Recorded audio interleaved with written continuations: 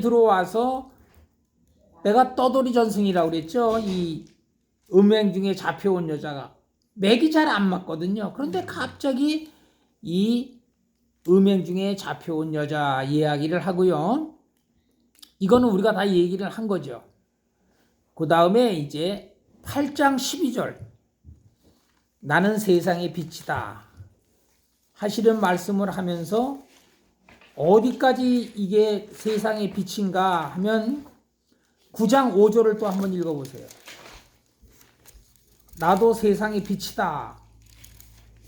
그때 우리가 130페이지까지 하신 것 같아요. 130페이지요? 그래서 세상의 빛에 대한 설명을 하셔야 되는 것 같은데. 그래 거기까지 한 것. 오케이. 그럼 세상의 빛이야. 그러니까 지금 얘기하고자 하는 것이 자 어디 나가 세상의 빛이죠. 8장 12절에 네. 세상의 빛이잖아요. 근데 9장 5절에도 세상의 빛이죠. 그죠? 네. 그러니까 세상의 빛이 되려면은 어떻게 돼야 되냐? 맹인의 눈을 뜨게 해야.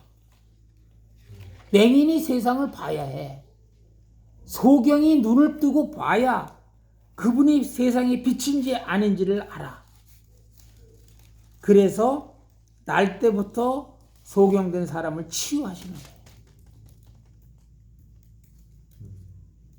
그러니까 8장하고 9장은 같이 붙어 있는 거예요.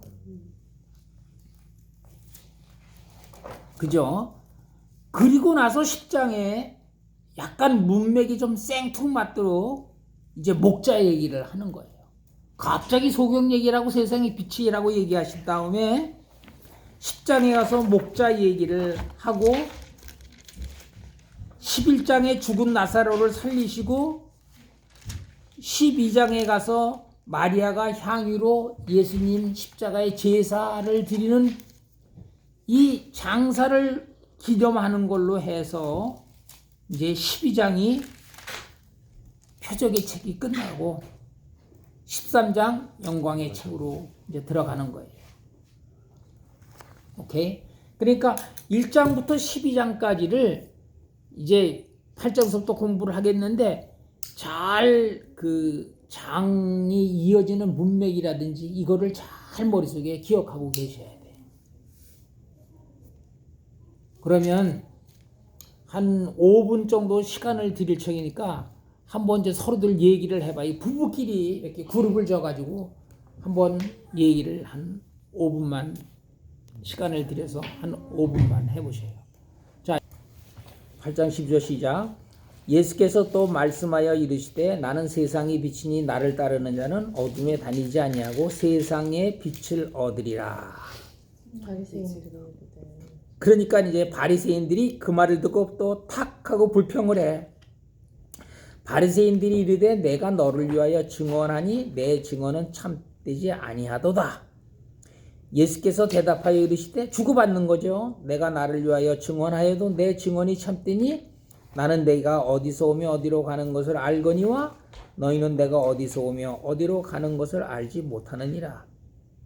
너희는 육체를 따라 판단하나 나는 아무도 판단하지 아니하노라.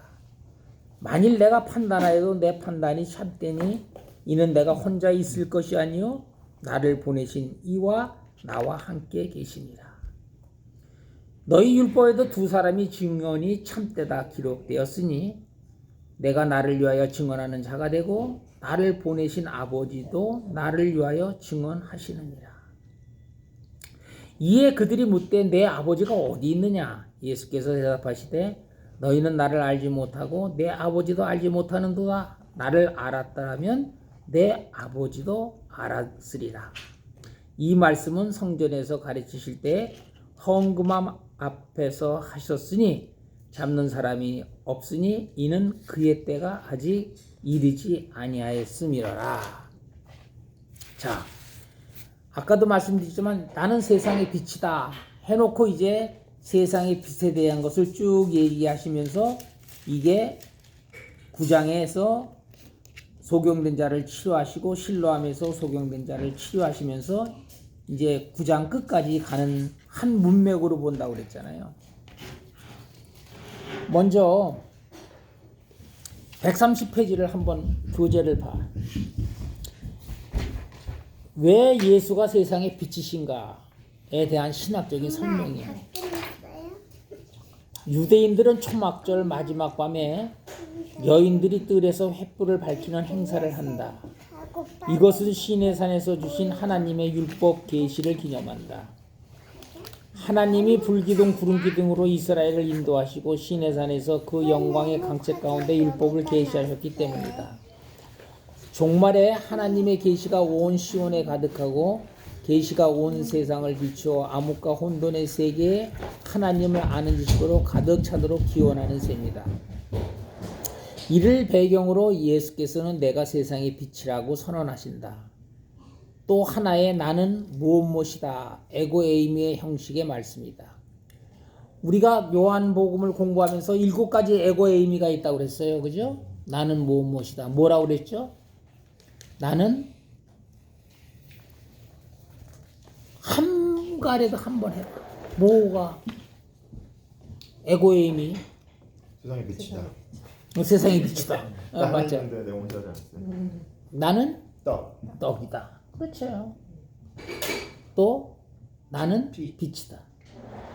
그 다음에 나는 양의 문이다. 그죠? 나는 목자다. 나는 부활이다. 나는 길이다. 생명이다. 또 나는 포도나무다. 7가지야. 요거를 7대 에고 에임이라고 그래서 내가 뭐라 그래서 떡, 빛, 문목, 부, 길, 포로 외워라 그랬죠. 가왕 삼파로 바실라처럼 요것도 떡, 빛, 문목, 부, 길, 포로 외우라고 그랬어요. 문목, 부, 길, 포. 그래서 그러면 왜 나는 세상의 빛이다. 우리가 마태복음 5장에 보면요. 너는 뭐야? 떡? 네? 아니 마태복음 우리가 5장에서 공부했지. 너는 나는 그래. 나는 세상의 빛인데 너는 뭐야? 너는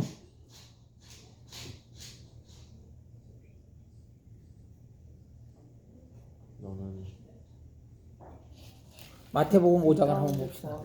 마태복음 5장을 우리가 마태복음 5장을 보면 산상수훈에서 마태복음 5장에 산상수훈에서 뭐라고 얘기를 하시냐면 13절에 소금. 너는 세상의 소금이니 너는 세상의 소금 역할을 해라가 아니잖아요. 너는 세상의 그냥 소금이야. 그리고 너는 세상의 빛이야? 그냥 빛이야. 나도 세상의 빛인데 너도 세상의 빛이야. 그러니까 너희는 세상의 소금이니 소금이 만일 그 맛을 잃으면 무엇으로 짜게 하리요? 후에는 아무 쓸데없어 다만 밖에 버려져 사람들에게 밟힐뿐이니라. 왜 소금을 밟죠? 쓸데가 없어서 길에다 버리니까. 소금이 소금 맛을 못 내버리니까 확 하고 사람이 길에다 버려버려. 쓸데없다고. 그래서 밟혀. 어떤 사람들은 그 소금을 가지고 짠맛을 다 잃어버린 소금을 가지고 옥상에 올라가 가지고 옥상이 흙으로 덮여 있으니까 구멍이 나거나 벌레들이 생기는 데다가 소금을 집어넣고 콱콱 밟아버려. 그러면 지붕도 딱딱해지고 그 다음에 벌레도 죽어. 그러니까 너희는 세상의 소금이니 소금이 만일 그 맛을 잃으면 무엇으로 짜게 해야겠냐? 후에는 아무 쓸데없어서 밖에 버려 말라진다. 그러니까 밖에 버려 밟히니까 진짜 우리는 예수라는 이 정체성이 굉장히 중요해요. 우리가 성경 공부를 하고 신앙생활을 하는 것은 무엇이냐 하면 우리의 정체성이 뭐냐를 찾는 거예요. 나 정체성이 뭘까? 내 가치관이 뭘까? 세상을 향하는 가치관이 하나님의 쏟아지는 가치관으로 돌아서는 것이 신앙생활이에요. 세상을 향해서 찌들었던 정체성이 하나님을 향해서 정체성이 바뀌어지는 걸 신앙생활이라고 그래요. 예배드리고 찬양하고 기도하고 헌물 드리고 그것이 그렇게는 표현이 되지만 그러나 그 속 내용은 뭐냐면 나의 가치관이 어디로 향하느냐는 거예요. 나의 가치관이 뭐냐는 거예요. 나의 정체성이 뭐야. 나는 도대체 뭐 때문에 살아? 왜 살아? 하는 거예요. 그러니까 우리가 신앙의 정체성, 신앙인으로서 가지고 있을 수 있는 이 생각이 굉장히 중요해요. 그러니까 지금 내 정체성이 뭐야? 나는 지금 왜 살고 있는 거야? 마지못해 살아? 그냥 살게 됐으니까 어떻게 살아? 살다 보니까 여기까지 흘러와서 살아? 물론 뭐 그럴 수도 있지만 지금이라도 나의 정체성이 뭔지, 나의 가치관이 뭔지, 나는 무엇 때문에 사는지, 내가 예수를 믿고 하나님의 은혜를 받았다면 그 다음에 뭐를 어떻게 하라는 건지 이거에 대한 깊은 스트러글이 있어야 돼요. 고민이 있어야 돼요. 그런데 그게 없이 그냥 예수만 잘 믿으면 복 받고 그냥 예수만 잘 믿으면 만사형통되고 예수만 잘 믿으면 무병장수하고 뭐 다 이렇게 된다고 우리가 그렇게 가치관이 꽂혀지면 골치 아픈 거예요. 그러면 예수님은 무당이 되는 거예요. 그러면 완전히 예수님이 무당이 되죠. 말씀해 주시니까 제가 정리되지 않았던 부분이 좀 정리가 되는 부분이 뭐냐면 요번에 지난주에 저희가 젊은 마을이 있어요. 그러니까 사랑방이 14개의 사랑방이 있는데 마을이 3개로 나눠져 있는데 젊은 사람들만 모이는 데가 있어요. 그 위에 단계는 아니고.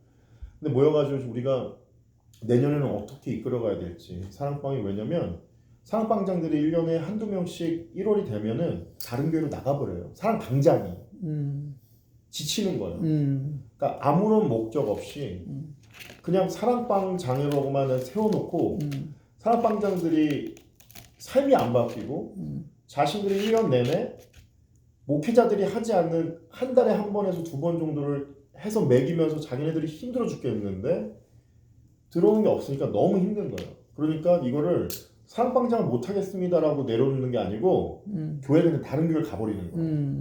근데 그게 한 해가 지나면서 한두 사람이 나오는 거예요. 그렇게.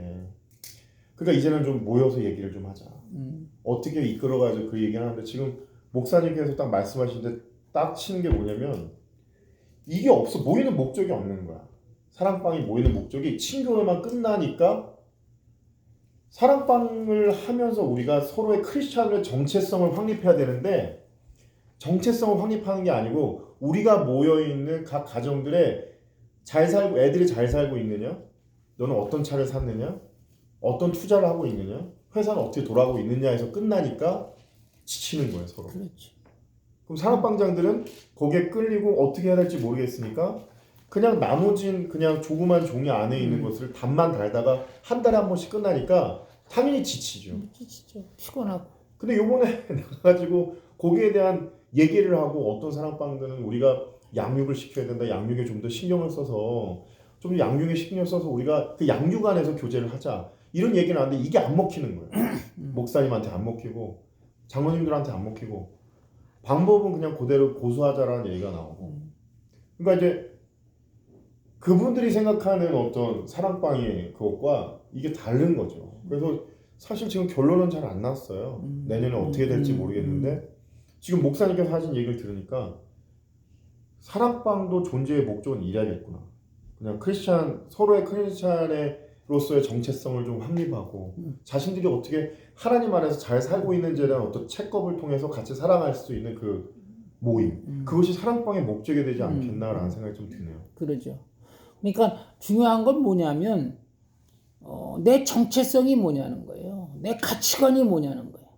가치관이 세상에 가서 향해 있는 사람한테는 아무리 얘기해봐야 가치관이 세상을 향해 갈 수밖에 없어요.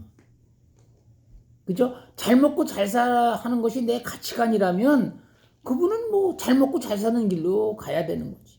그런 분들을 아무리 묶어놓는다고 해서 묶여지나요? 안 묶여지지. 왜냐면 잘 먹고 잘 사는 일이 정체성이 맞아요. 위배되잖아요.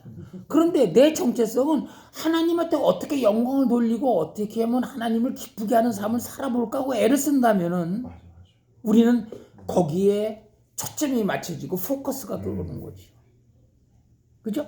세상 일도 열심히 하고 직장 생활이나 모든 것에도 다 존귀함을 받지. 그러면서도 나의 정체성은 항상 어떻게 해야지 주님께 기쁜 삶을 실려드릴까? 내 자녀들이 어떻게 해야 하나님을 기뻐하는 삶을 살게 할까? 라는 스트럭을 있고 고민이 있는 거죠. 그래야만 우리는 하나님이 보시기에 기뻐하는 삶이 되는 거예요. 아까도 내가 얘기를 했잖아요. 다윗이 왜 이렇게 하나님으로부터 마음이 합한 자다. 그의 소위를 봐서는 하나님의 마음에 합한 자가 아니거든.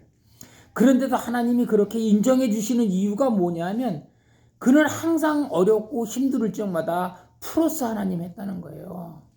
콜포스 하나님을 기대한다는 거예요. 항상. 그러니까 우리도 이 프로스 하나님, 콜포스 하나님이 우리 삶 속에 얼마나 중요한 건지 얘기 딱 뭐라고는 집어낼 수는 없지만 그래도 그들의 삶 속에 프로스 하나님의 자세가 있느냐는 거예요.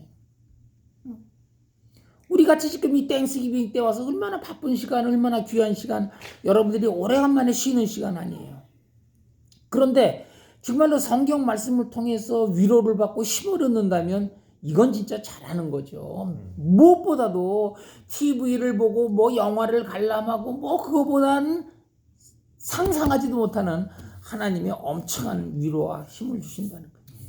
그러니까 다시 본문으로 돌아와서 하나님이 세상의 빛이다 라고 하셨죠. 그러니까 우리는 하나님만 세상의 빛인 줄 알아. 근데 예수님은 그렇잖아. 너희도 세상의 빛이라는 거예요. 그러면 하나님이 세상의 빛하고 너희가 세상의 빛하고 차이는 뭐냐 하면 우리는 하나님의 빛, 세상의 빛을 향해서 착한 행실이고 하나님이 세상의 빛은 죽으시는 거고 십자가에 죽으시는 것이 예수님은 세상의 빛의 역할이고 우리는 십자가에 죽을 수가 없는 착한 행실에 많은 사람들로 입술을 통해서 칭찬을 통해서 하나님께 영광을 돌리는 일. 그것이 바로 세상의 빛이에요. 그러니까 좀 차이가 있다는 거야. 내가 지금 얘기하고 싶은 얘기는 오해하지 마시라는 거야. 예수님도 세상의 빛이고 나도 세상의 빛이면 그러면 뭐가 달라? 다르죠. 엄청나게 다르다는 거죠. 언약제사와 대속제사를 드리시는 저분하고 우리하고는 천지 차이지. 그러니까 그 점을 우리가 잊지 말자 하는 얘기고요. 자, 그러면 우리가 이제 문제 1번을 한번 봅시다.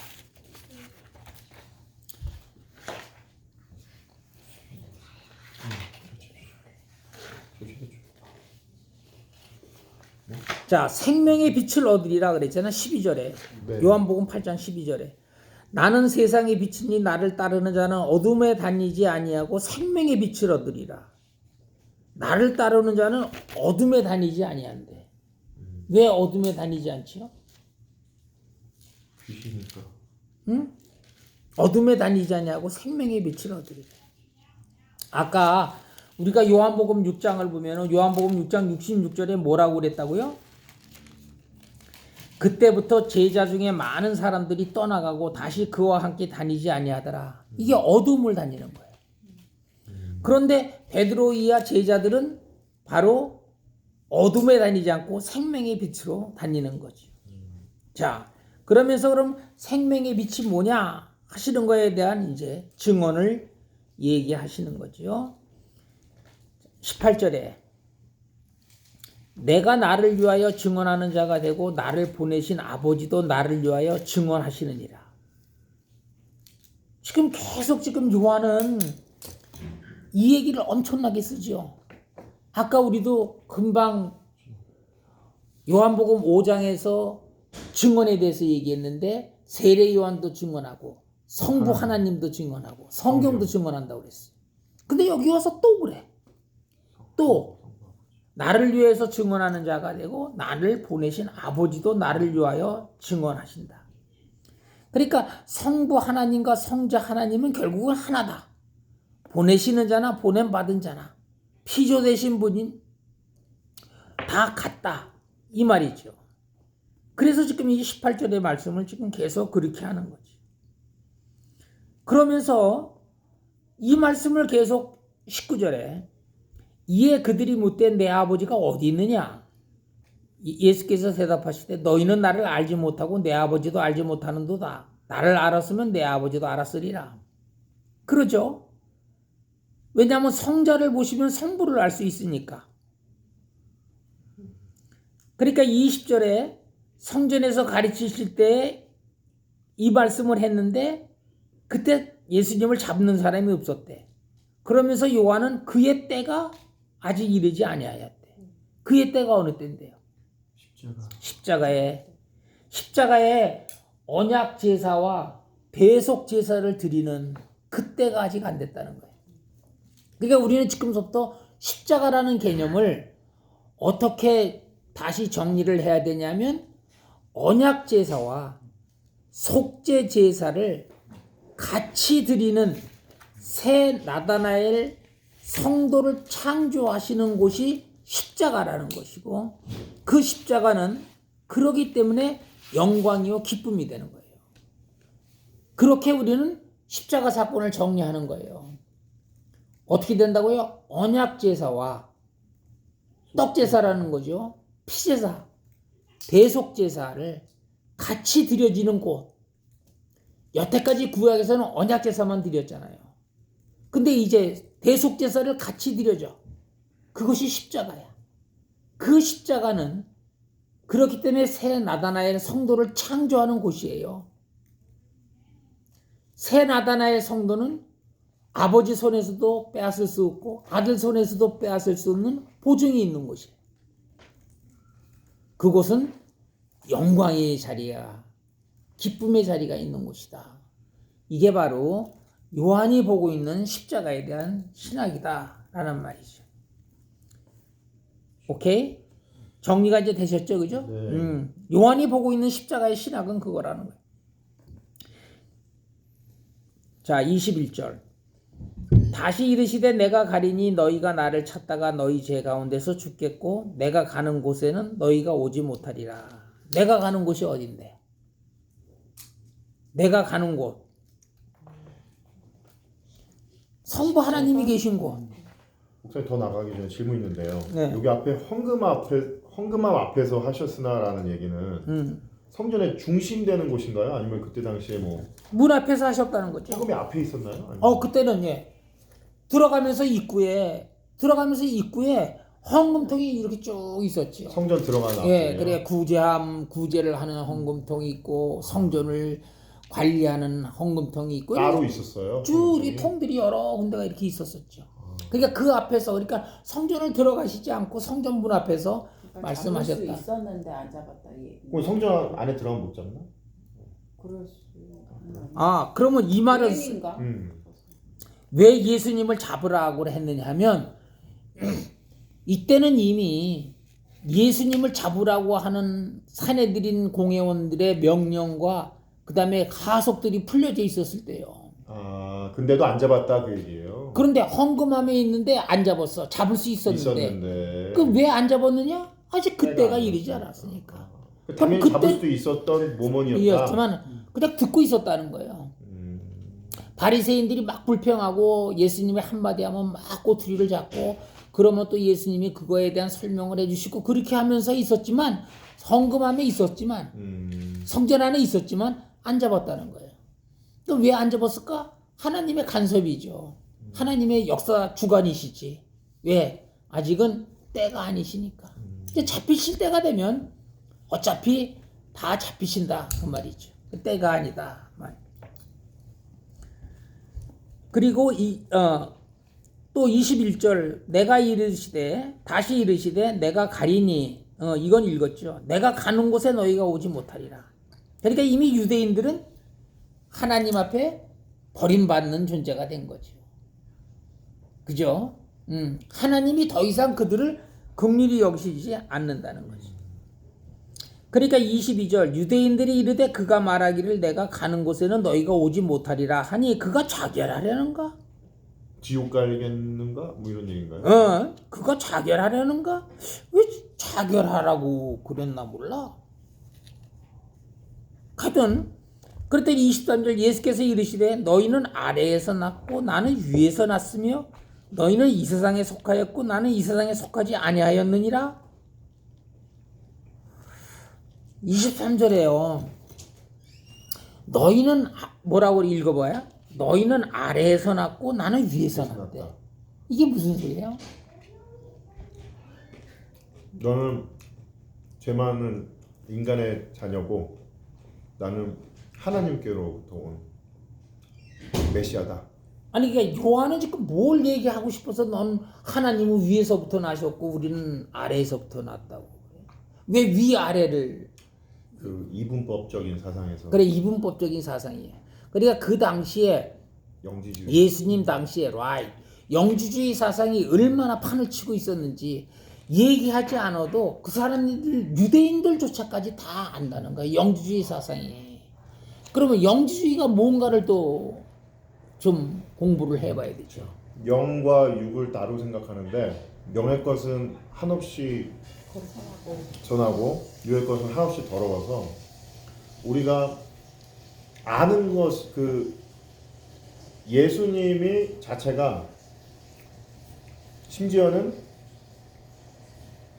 성령의 비둘기가 온 때부터 그 3년 동안만 선했고 그 전에는 육이었고 그리고 이분 예수 십자가에 달리실 때도 그 영이 분리돼서 저쪽에서 보고 있었다 그런 얘기도 나오고 저쪽에서 보고 있었다. 그러니까 그거를 십자가에 달려 죽는 그 육을 보고 있었다라는 그런 얘기도 있었고 그리고 육에서 만미되는 모든 것들은 다 악하기 때문에 우리가 죄를 아무리 져도 이미 구원을 받은 사람들은 구원과 그러니까 구원을 이미 받았기 때문에 우리는 모든 죄를 져도 되고 쾌락주의 세상으로 넘어가는 그것이 영지주의. 그래서 그것을 아는 것이 최고의 선이어서 그걸 아는 사람들만 구원을 받는다.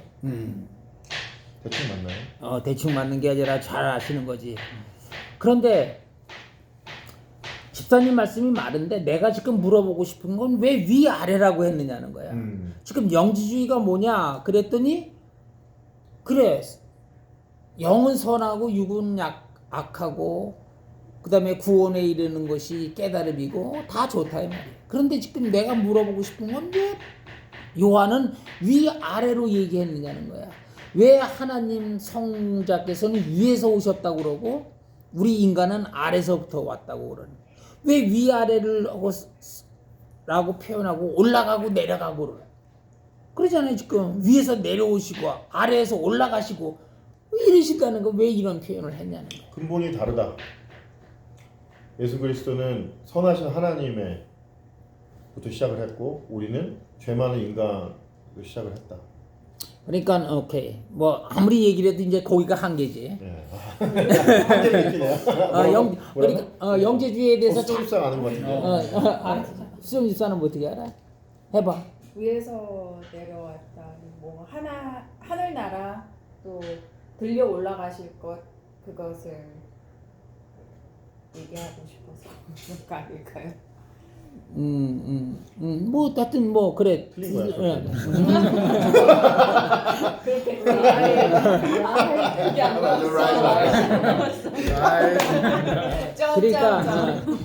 그러니까 우리가 이거를 이렇게 영지주의라고 하면 지금 곰솔 집사가 상당히 많이 하는 거거든.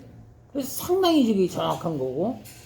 근데 우리는 저거는 이제 조금 좀 이렇게 하등으로 하는 영지주의. 영지주의가 뭐냐 하면은 영지주의는 이 세상을 빛의 세계와 어둠의 세계로 나누는 거예요. 그래서 세계가 구분이 돼 있어. 그러니까 이 호로스라고 그래서 이 구분하는 거를 호로스라고 그러는데 이 호로스에서 빛의 세계가 있고 그 다음에 어둠의 세계가 있어요. 그러니까 자 보시라고 요한이 지금 얘기하고 싶은 것은 예수님이 빛의 세계에서부터 어둠의 세계로 내려오신 걸 성육신이라고 해요. 지금 영지주의 사람들의 개념을 빌리는 거야. 무슨 말인지 알죠? 영지주의 사람들의 개념을 빌려서 지금 요한이 쓰고 계신 거야. 뭐라고 쓰느냐 하면은 성자 하나님이 이 땅에 성육신을 하신 것을 어떻게 표현을 하냐면 빛의 세계에 있는 위의 세계에서 아래의 세계로 내려오셨다고 그렇게 표현을 해요. 그러면 죽음에서부터 부활은 어떻게 표현하죠? 미체적으로. 어둠의 세계에서부터 하늘로 올라가시는 거를 부활의 세계라고 그러니까 예수님이 내가 자꾸만 아버지께로 돌아가겠으니 아버지께로 올라가겠으니 이 얘기는 뭐냐면 영지주의적 사상의 빛의 세계와 어둠의 세계를 나눠서 내려오고 올라가는 사상을 영지주의 사상이래요. 그죠? 그러니까 여기서 지금 영지주의는 육은 악하고 영은 선하다 이런 개념의 영지 사상이 아니고요. 그죠? 그것도 영지주의야. 그게 아니고 영지주의가 빛의 세계하고 이 어둠의 세계 이 세계가 나눠져 있다는 거예요. 그래서 빛의 세계에서부터 어둠의 세계로 내려오고 어둠의 세계에서부터 빛의 세계로 올라가는 거야. 그러면 영지주의자가 생각하는 구원은 뭐야? 빛의 세계로 올라가는. 그렇지. 어둠의 세계에서부터 빛의 세계로 올라가는 걸 구원이라고 그러는 거야. 그죠? 그러니까 내가 아버지께로 돌아가겠으니 하는 이 얘기는 영지주의들이 해석을 하는 걸 얘기를 하면 육의 세상에서 어둠의 세상에서부터 빛의 세상으로 올라가는 거를 구원이라고 그래요. 그러면 아무나 올라가느냐? 깨달음이 있는 사람만 올라간다라는 게 영지주의. Right. 깨달음이 있는 사람만 올라간다는 게 뭘 깨닫는데? 그 영과 육이 다르다. 선한 것은 영이고 악한 것은 육이다. 육이다. 그거를 깨달으면 올라간다. 라이시 아니군요. 우선 자 거기까지는 이해가 됐죠. 그런데 잘 보자고요.